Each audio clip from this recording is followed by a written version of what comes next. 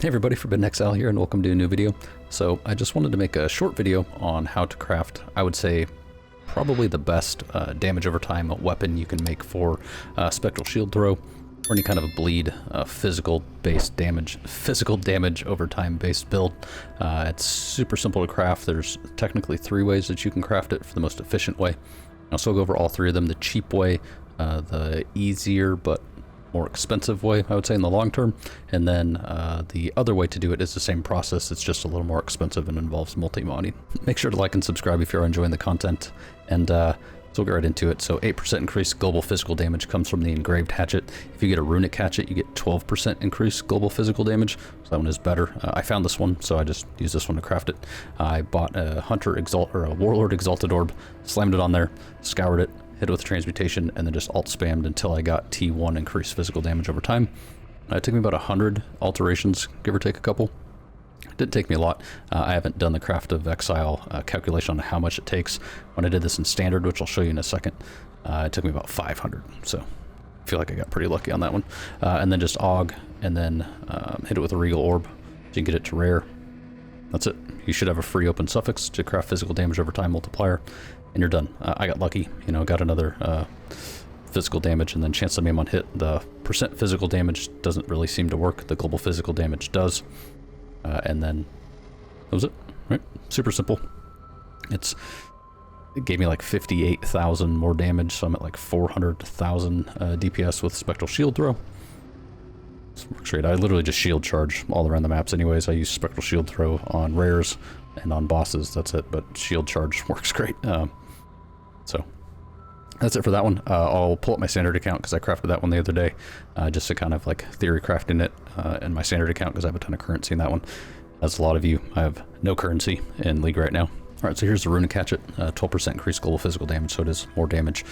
Same process, right? Scour, transmutation, and then just alt spam until you get T1. As I said, this one took me about 500 alterations, which relatively speaking isn't that much. And then that's it, just aug, regal. You can clean up the suffixes and prefixes if you want, but I don't really feel like spending any more currency on it.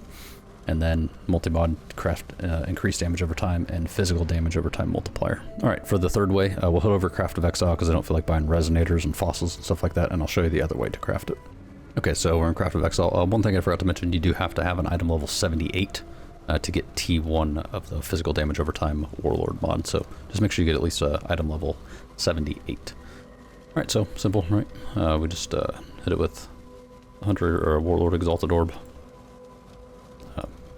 Could be a chance you get it there, but you probably won't. So we're going to use fossils. We're going to use etheric and corroded, and you will pretty much like 90% of the time get the increased physical damage over time mod.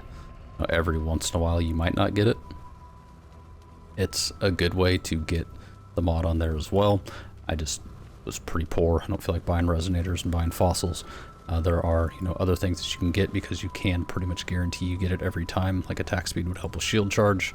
You can also get the other damage over time multiplier there, so you don't have to multi-mod. You could just craft on physical damage over time multiplier. But yeah, that's the other way to get it. There used to be a way to, they switched the mods. You could actually get the hunter bleeding suffix, which was super cool. The bleeding one is right here. Bleeding to inflict deal damage faster. Fortunately, you can't get that anymore because it's a hunter mod. You could risk basically bricking your weapon, get T1 on another weapon, awaken orb them together.